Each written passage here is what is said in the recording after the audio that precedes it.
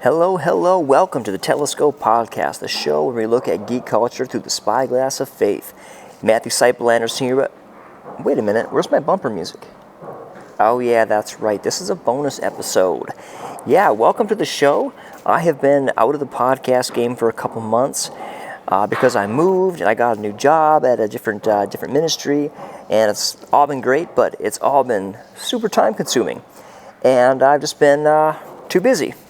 But I love you all deeply, and I cannot wait to get back into it this August. In fact, I couldn't wait, and so here I am sitting in this side room recording this DIY episode on a pair of headphones. So if it sounds a little bad, that's why. But anyway, can't wait to get back into it.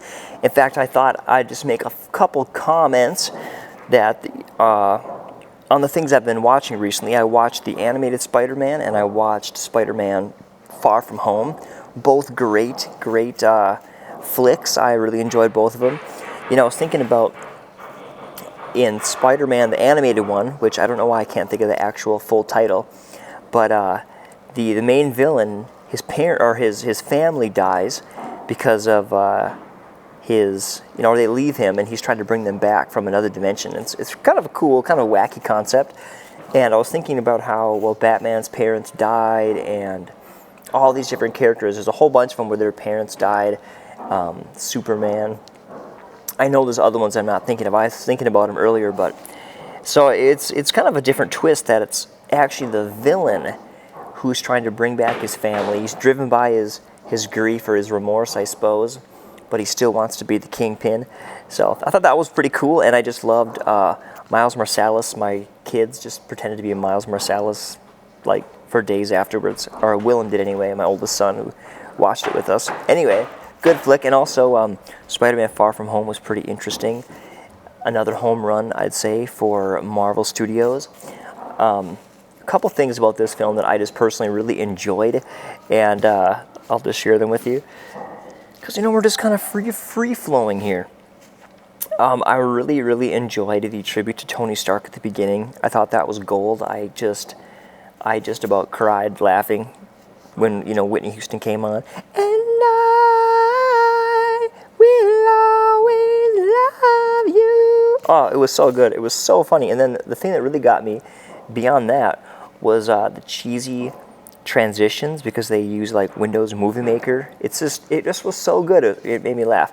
And another thing that I loved about that movie was the post-credit scene, the very last one. And this is a spoiler alert, so if you haven't seen the film, you might want to just hit the skip forward button or something. But it was like the best post-credit scene, because seeing Nick Fury morph into that guy, the Skrull, the shapeshifter from Captain Marvel, it was so funny.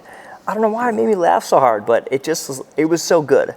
It's my favorite post-credit scene, and I'm gonna have to rewatch that film now to think, because I was thinking back at all these things that were a little uncharacteristic of Nick Fury, and his chemistry between his assistant, who was also actually a Skrull the whole time, and some of the things were a little off. And in fact, during the film, I was thinking to myself, they're just using Nick Fury's character a little different in this one.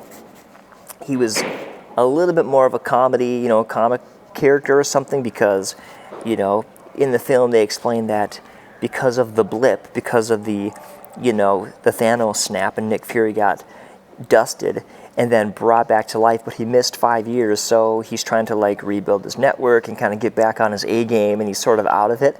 But then to learn that the whole time it's really not Nick Fury, it just was so funny. It made me think, oh wow, that stuff I noticed was actually put there intentionally, because it wasn't actually Nick Fury throughout the whole movie. It was this shapeshifter posing as Nick Fury.